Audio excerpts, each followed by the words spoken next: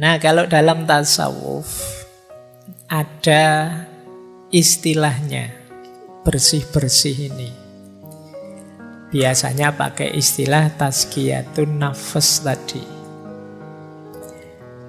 Saya melihat ada beda-beda istilah proses tazkiyatun nafs ini, tapi arahnya sama. Kalau Imam Ghazali pakai istilah toharatun nafs, yang dilanjutkan imaratun nafs, dan puncaknya adalah nafs mutmainnah. Toharatun nafs itu membersihkan jiwa.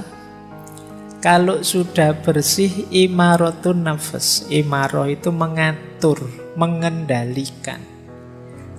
Jadi nafsu tadi yang sering tidak terkendali, ayo dikendalikan, bukan dimatikan ya.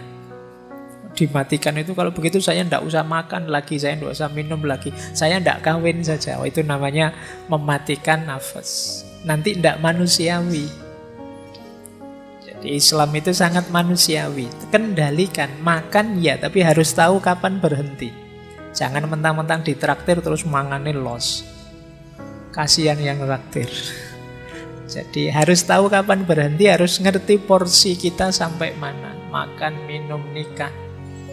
Jadi toharatun nafs, imaratun nafs. Kalau kita bisa imaratun nafs, termasuk mengendalikan keinginan, insya Allah akan lahir nafs yang mutmainnah, jiwa yang tenang.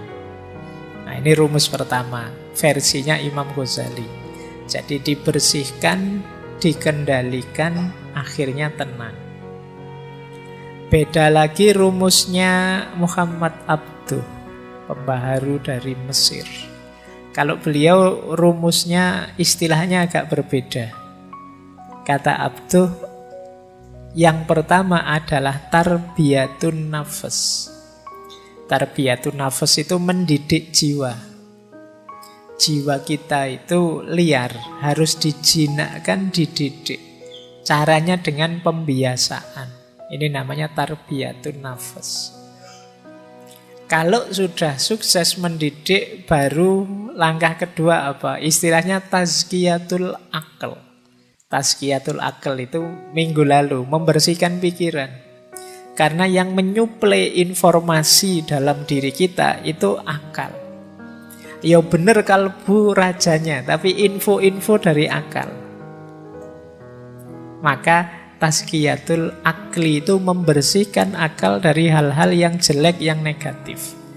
Kemarin sudah saya ajarkan caranya bersih dari pikiran-pikiran yang ngeres misalnya. Itu tazkiyatul akli.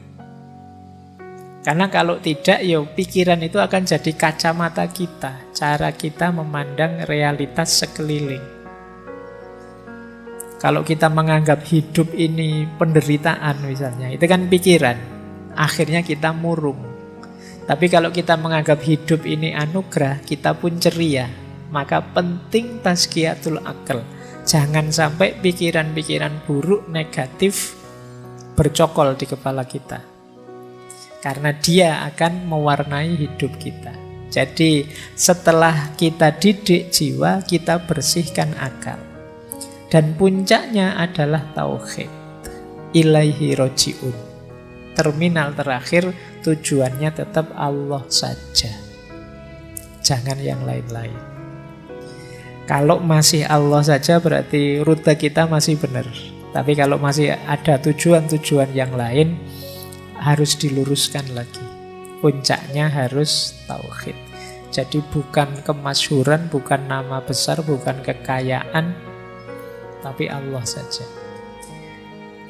Nah, ya yang terakhir itu istilah teman-teman pastinya sudah kenal ya.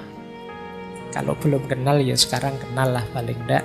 Ada istilah takholli, tahalli, dan tajalli. Wis apal. Sudah bolak-balik dijelaskan. Takholli itu membersihkan. Kalau sudah bersih, tahalli diisi dengan yang baik-baik. Kalau jiwa kita terbiasa dengan yang baik-baik, maka dia akan tajalli. Menyaksikan yang hakiki dalam hidup dan tidak lagi tergoda oleh hal-hal artifisial. tidak mudah terdistraksi, tidak mudah tergoda. Jiwa yang sudah bertajalli itu ya dia akan fokus hanya pada Allah saja. Kayak teman-teman kalau sedang terpesona oleh sesuatu, itu kan ya tidak bisa dipalingkan dari keterpesonaan itu, just ditonton terus. Itu namanya keterpesonaan terhadap sesuatu. Nah, ketika kita tajalli, ketika kita merasakan, memahami tentang hakikat ilahiyah, itu namanya tajalli, kita akan fokus ke sana. Baik, jadi ada takhalli, tahalli, tajalli. Masing-masing nanti ada caranya, ada tekniknya, dan di banyak ngaji sudah dijelaskan. Ini metodenya. Nah, saya tidak menjelaskan panjang-panjang biar kalian tidak pesimis. Karena biasanya kalau ngaji kayak gini itu, aduh Pak, kok berat Pak. Yo, pokoknya sekarang informatif dulu, nanti direnungi mana yang bisa dijalankan, dijalankan.